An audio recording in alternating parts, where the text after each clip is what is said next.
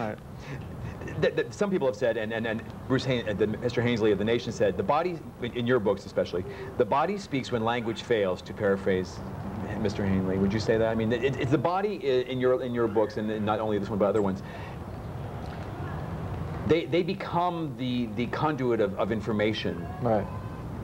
Yeah, that's true. I mean, and the language always fails, because language, as soon as you say something, it's not true anymore, right? As soon as you say something, it's not real. I mean, it's not accurate, because language is totally incapable of capturing what we feel or what you're thinking, right? So the books acknowledge that, I think.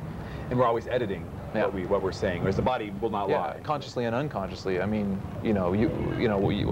I say something and it feels completely true, but I'm sure it isn't, right? I mean, I think language is such an amazing thing in that way. It's the only way we communicate, right? That's why I think I wrote about sex, is because that's such a more profound way of communication, right? Sex, because it isn't about language. And it's limited in its own way, for sure, but you get around that kind of thing. I mean, there's a direct communication through, like, a kind of a primal thing, right, in the body and stuff. The body is just the body. The body is only what it is. It's not a lie. It's not a simplification of something. It's kind of nice. Gertrude Stein said that the creator of a new composition in art is an outlaw until he is a classic. And here you are, this book getting high praise. Gary Indiana, writing in the LA Times, called it the most subjectively best written novel of contemporary urban life that anyone has attempted in a long time. It's the funniest too, and does for Clinton's America what the Tin Drum did for post-war Germany. Now that is very high praise. Yeah. I feel, and it's on the LA Times bestseller list. Yeah. I'm feeling that you have gone from outlaw to classic.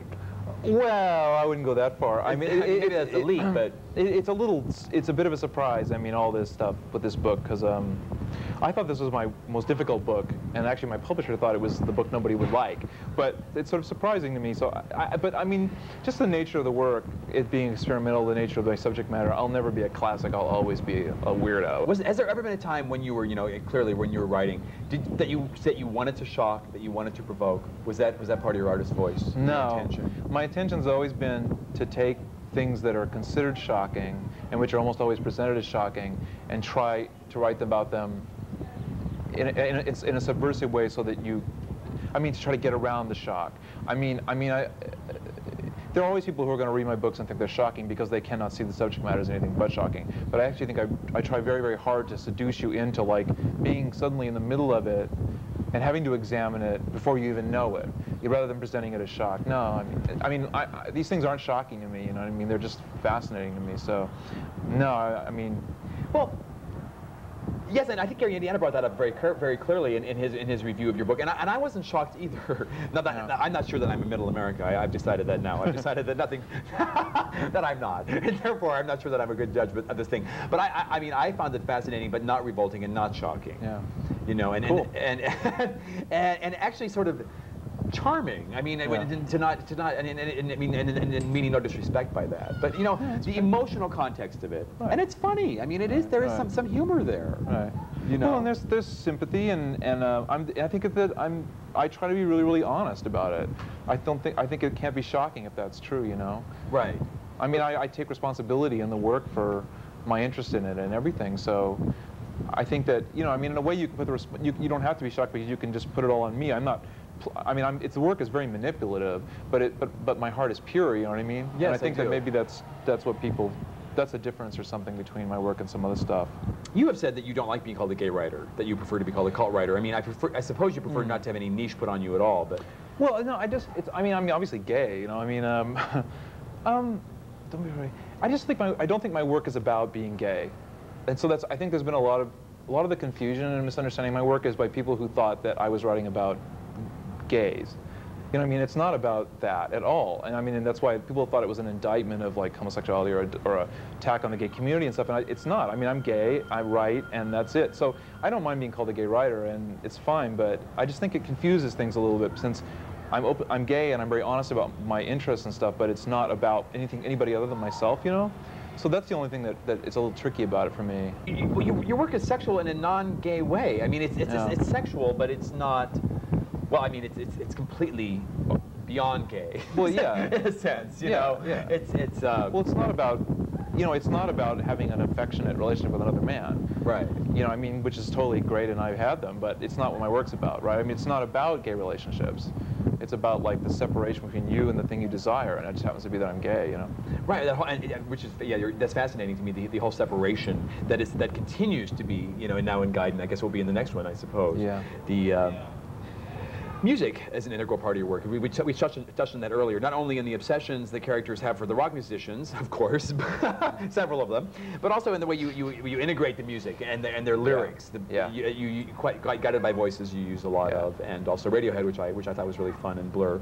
Well, how much does music influence your writing in real? I mean, how much of an influence is music in your writing? A great deal. It's always really influenced me. I mean, with each book I can trace like the records that I was listening to. Yeah, no, I mean, music is what I connect to most emotionally, I think, of all art forms, and I'm always trying to, like, some record I really like, trying to figure out how I can transpose it into literature, try to capture that in writing on the page. Yeah, because it's really, yeah, it's very, very much a big influence on my work. You have one more book to go in the 5-part series you're writing. Can you tip your head at all to what's going on in that? I mean, obviously there have been different frames of reference throughout the whole. Yeah. I mean, well, it's not going to be so much about me. It's going to be. I see them as being like. I see them as having relationships with each other, right? I mean, I think. But just a structure, I think that I'm curious about too. Between the 5. Yeah. Well, see, there's like I think Closers like presents everything that's ever going to be in all the books, but it's very compacted. Frisk is kind of an explosion. It just explodes open, becomes like, it's almost like this dismembered body to me, Frisk. Wow. And then Try, like, consolidates and tries to find its heart. And then in Guide, it explodes open and reveals me, right? And then the last one is going to close up again as tight as it can, considering all the damage that's been done. So it's going to be a tighter book. It's going to be a weird book because actually, I've written, a lot of my work has been about this one guy named George Miles, who actually is a character in a lot of the books. And he was like the most important person to me when I was growing up, and I've always written these books for him, and I actually just found out 5 days ago that he'd shot himself 9 years ago. Oh. And yeah, which has been really heavy for me. And so I think the last book is going to be about his death. Wow. Yeah, been hard. I'm sorry to hear that. Yeah. You worked so hard on your books. This book took 3 years. Yeah, they usually take 3 years. 3 years. That's amazing. I mean, every word. I edit them so tight, and I work so hard on them. Yeah. Are you one of the people who I'm curious about your process. Do you just go forth and then edit? I mean, are you just free flowing and then you tighten and tighten and tighten? It's just like it's like mush. I just put everything out, and then I start to see a structure, and then I rewrite it. I throw most of it out and redo it, and then I just end up like tinkering with, like, you know, the rhythms and syllables and things for about a year. You said after the completion of your 5th novel, you will stop writing about murder, death, kill, whatever, this whole sort of sex, murder, obsession thing. What do you see yourself writing instead? Do you have any idea? I'd like to make a porn film. That's something I'd like to do, so I'm going to sort of start investigating that.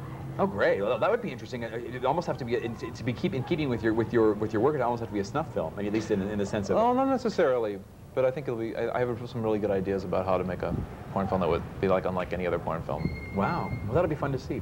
Thanks so much for being on More Than a Mouthful. Thanks. Thank you.